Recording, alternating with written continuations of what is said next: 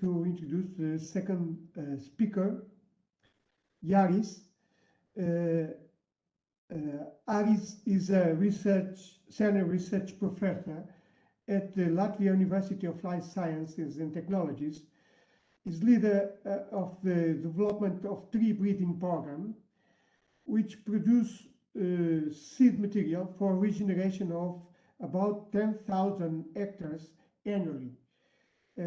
Currently, the main research topics of his research are related to forest adaptation, to natural disturbances like wind and fire. He is also doing research in development of forest wind resistance models and recommendations for establishment and management of resilient stands. Please, Yaris, the screen is yours. Thank you, Mr. Chairman. I hope you can see the presentation. Yes, we can. Yeah, thank you.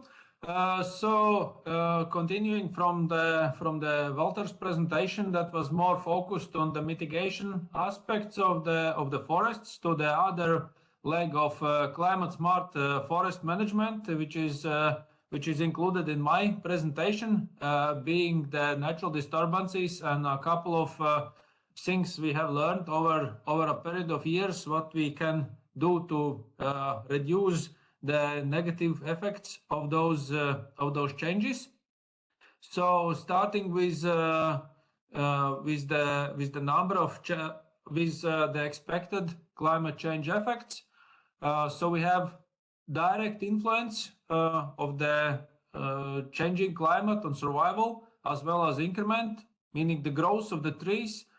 And also the climate change amplifies the influence of natural disturbances, meaning interaction effects, mostly between different factors. Some of the more popular or well-known is related to drought and damages by Dendrophagous insects. Influence of climate change on disturbances, thus also consequently on damages in forests, is mostly direct, and that is via climate extremes such as storms and extreme weather conditions promoting forest fires, which I'm going to talk about in next slides. But also the indirect and interaction effects are significant. For example, the factors affecting the winter weather conditions may deplete the nutrient reserves of the trees, thus affecting the growth in the next growing season, even if that growing season seems to be favorable for trees. Alteration of disturbance regimes have the potential to strongly impact the ability of forests to provide ecosystem services for society, different kinds of ecosystem services. And sometimes the emphasis is placed very much on the managed forests and on the wood as affected part, but also other types of ecosystem services are strongly impacted. Mostly you can see examples of that currently in the southern part of Europe.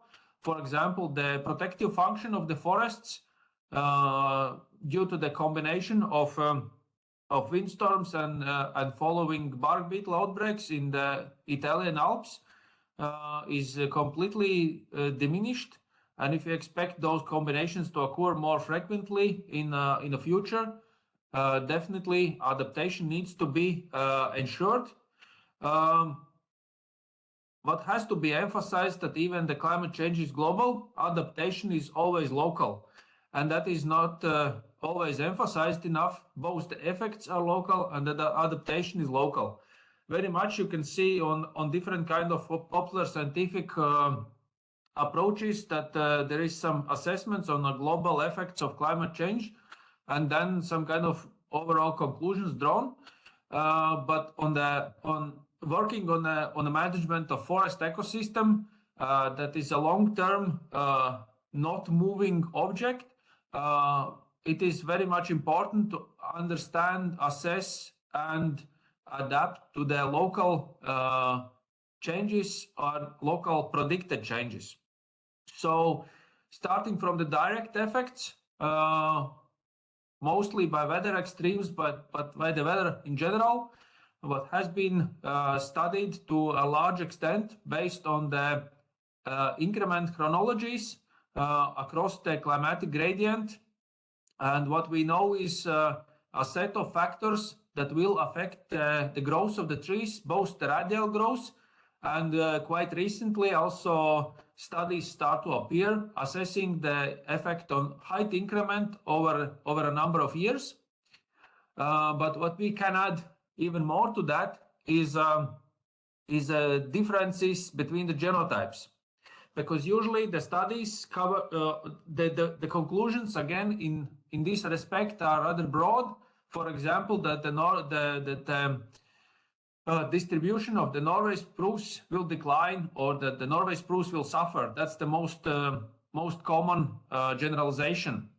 But if you see the current natural distribution range of the Norway spruce, starting from northern part of South Europe, if I may say like that, and going almost to the polar circle, not that far as Scots pine, but still very close to that in the northern Europe.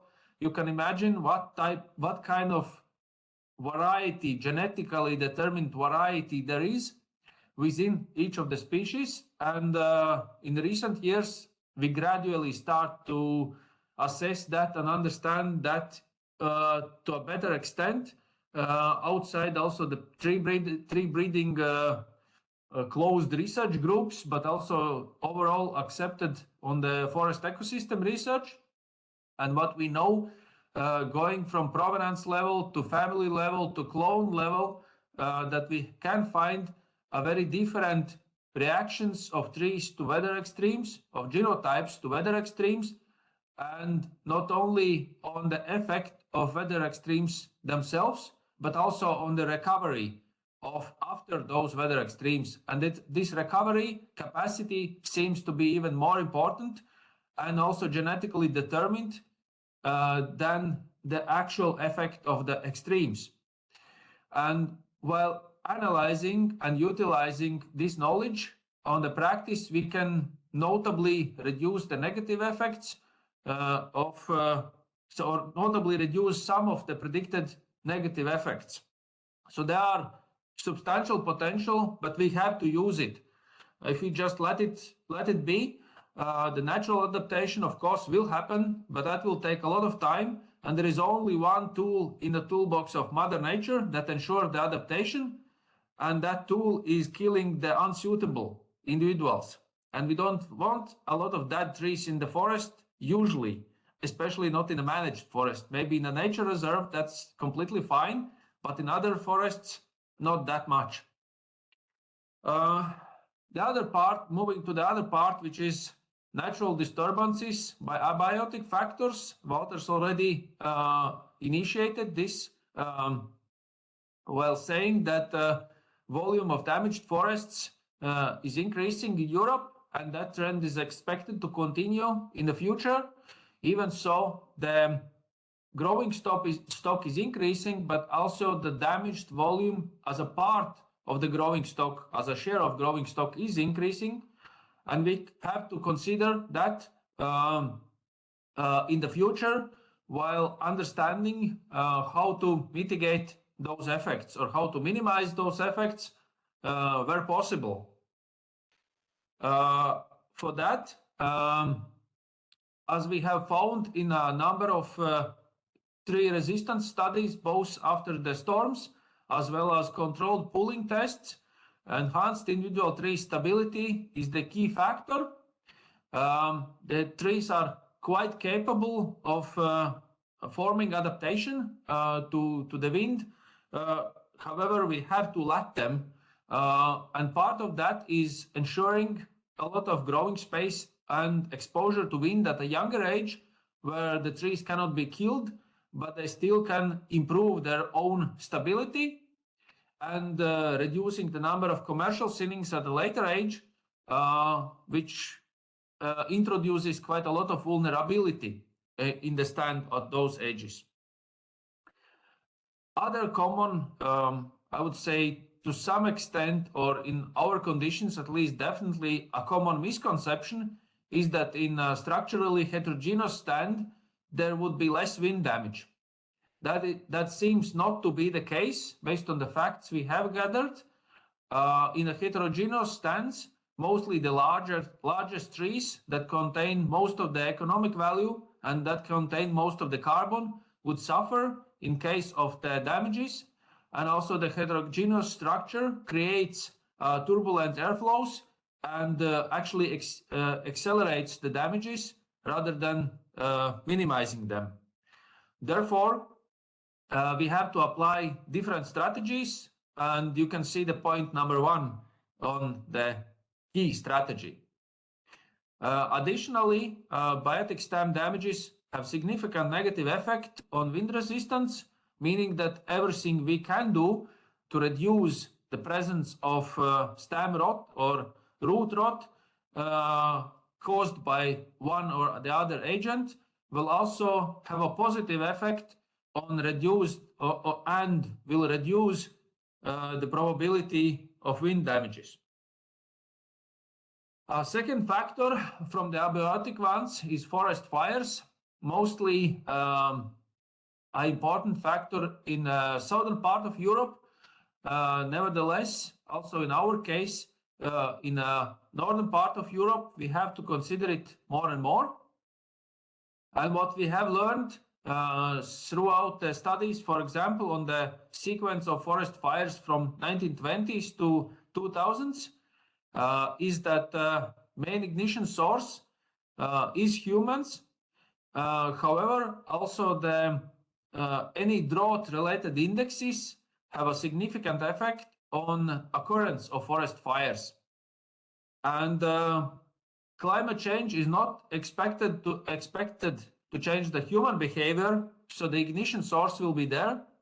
However, climate change is expected to change the drought conditions, so there will be more of the forest fires that will spread faster. So that means that we have to shape the management to adapt as much as possible. It's not that much we can do, but there are a couple of things that we can do to reduce the probability of damages. Some of them being a strong network of roads and water places for water extraction to ensure a prompt reaction to any starting fire. That will be more important in the future. Also, the fire protection belts to some extent is helpful.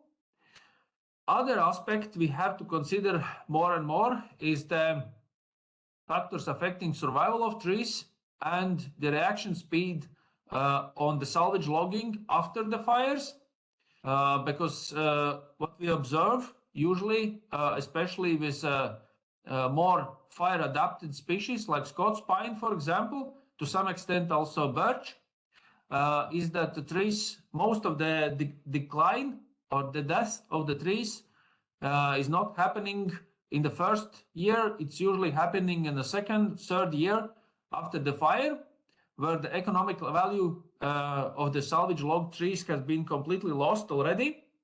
So we have to have quite a good prediction models on which trees will survive and which trees will not, so that we can make a better decisions immediately after the fire and salvage most of the value that is still present after the fire. Moving to biotic disturbances, as you can see from the graph, which is basically a summarized meta-analysis from the large number of studies across Central Europe, that the life cycle of the Dendrophagous insects, those ones we don't really like that much in the commercial forests, is substantially longer than the life cycle or generation cycle of parasitoids, so the natural enemies, meaning that we can expect Dendrophagous insects to benefit more from the climate change. Therefore, we will have to deal with those pests more in the forest. For that purpose, monitoring and tools for timely detection are crucial, and there are a couple of initiatives or number of initiatives on development of those kinds of tools based on different types of remote sensing techniques, and that part is gradually appearing. And also other factors needs to be considered, and I list some of them for the forest management using spruce or Norway spruce as a model. What we have found in a very extensive survey across Latvia is that mixed stands do not change the probability of damages by bark beetle, and that has been the myth of mixed stands being the single solution for all the climate-related problems doesn't really hold the water. So we need some other approaches. Avoiding commercial thinnings in summer, for example, that really reduces the probability of damage. And mixture of different stands at the forest landscape level also have substantial positive effect, not on the bark beetle, but on other pest damages. So there are possibilities to ensure admixture at the landscape level and reduce the effect of damages. Just to wrap it up, planting of improved forest reproductive material ensures steeper growth trajectories, as you can see from analysis of one of the species, which is birch, especially at younger age, and notable differences between genotypes in growth trends, as you can see, ensures opportunity for shorter rotation and thus reduced risk and increased adaptation, as you saw from the genetic potential to increase adaptation in the first slides, without a significant negative effect on wood quality or diversity at the landscape scale. And that is additional factor. We have to consider landscape scale more than we have done it before. The focus on quite many of the studies have been stand scale, but we have to take one level up to actually understand or plan the diversity preservation as well as maintenance of productive function of forests. And to conclude, there are a couple of illustrations how on the actual plantation forests as we understand them in northern Europe. Those are 40 to 50 year old Norway spruce and silver birch clonal plantations, so vegetatively propagated material. And as you can see from the illustrations, there is a way to combine very large portions of biodiversity protection with very good adaptive capacity and production potential. And for those things that cannot be combined in this kind of management, which of course they are, for example, deadwood-linked species, for those things we need to look at the landscape level and ensure that habitats, micro-reserves, strict reserves, and other elements are there to ensure their survival. But a lot of it can be combined within a forest management and successfully ensured. Also, for example, the recreation functions. If we would like to, and if we would like to avoid the conflicts and avoid extremism, but look more for solutions, not for ways how we cannot combine things, but ways how we can combine things. With that, I'm concluding. Thank you.